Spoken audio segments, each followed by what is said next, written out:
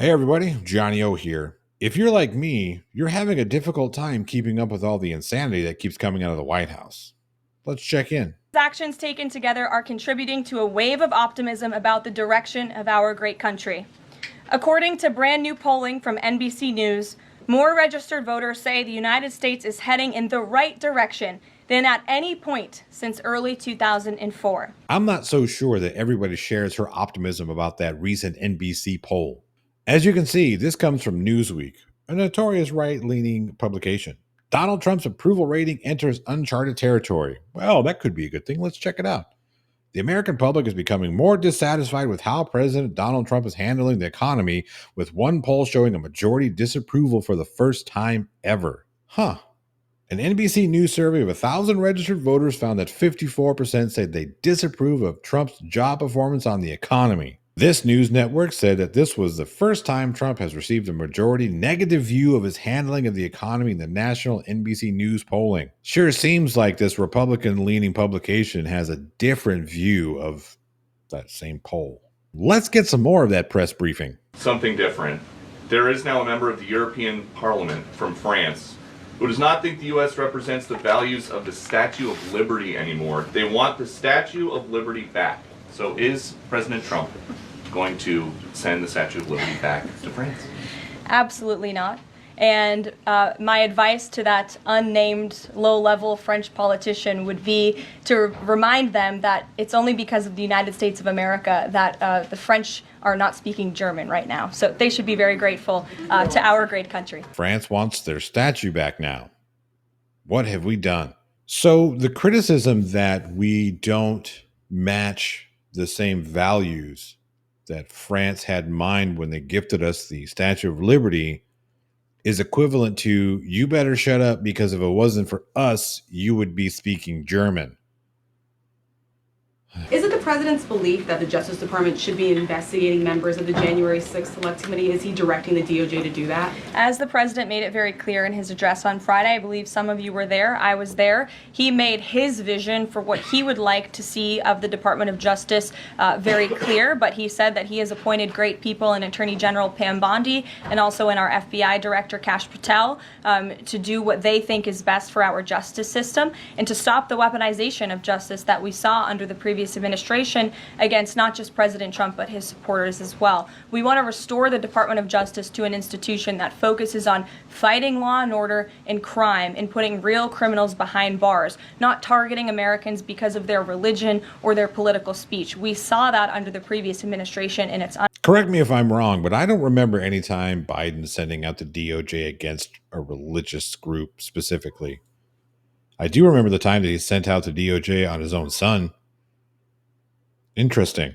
It also seems that Donald Trump has a problem with the way Joe Biden signed his pardons. perhaps criminal or illegal behavior if staff members were signing the President of the United States autograph without his consent. Biden is on the record talking about issuing preemptive pardons to these people. But was he aware of his signature being used on every single pardon? That's a question you should ask the Biden White House. Is there any evidence on that he wasn't aware of it? You're a reporter. You should find out. Okay, Sean. All right, first things first. The president doesn't sign his autograph. He's not Mick Jagger, and this is not a Rolling Stones concert. Was he aware of his signature being used on every single pardon? I'm willing to bet he was. Oh, you have a problem with the fact that he was using an Autopen, and that's why you're calling it illegal, because he illegally used the Autopen. I sure hate to do this to you, or do I?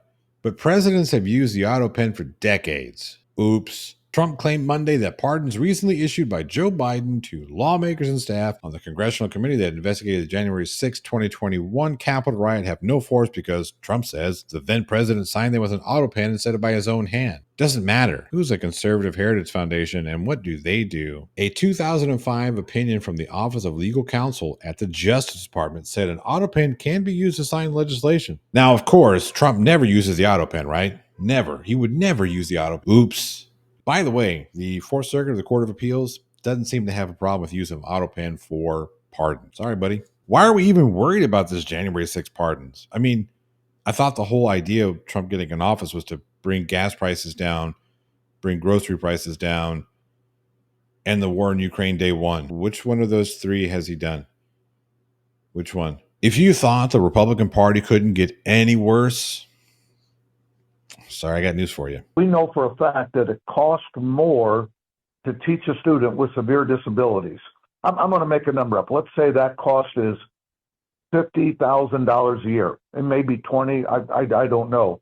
Compared to a student who is comes from a family with loving mom and a loving dad who put education at a high level, it costs a lot less to educate those students. Did my man really get up here and say we know for a fact that it costs more to teach a student with disabilities, and then say he didn't know how much it cost to teach a student with disabilities? In 2022, the average cost to educate a child in U.S. public schools was approximately $15,633.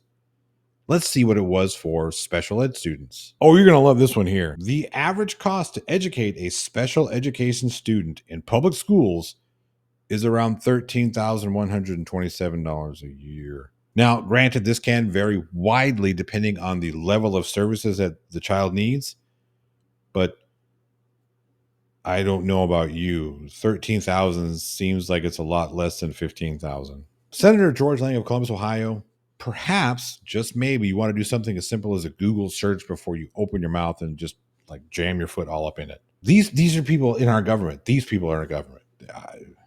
I love the comparison here. The student who comes from a loving family who puts education first. Because the rest of us who have students with disabilities, we're not loving families who put education first. We did something wrong to our children, so therefore, what? You guys voted for this. This is what we voted for here. Make it make sense. Make it make sense. We know for a fact that it costs less. We know for a fact. I can't tell you what the numbers are. I don't know how much it costs, but I know for a fact.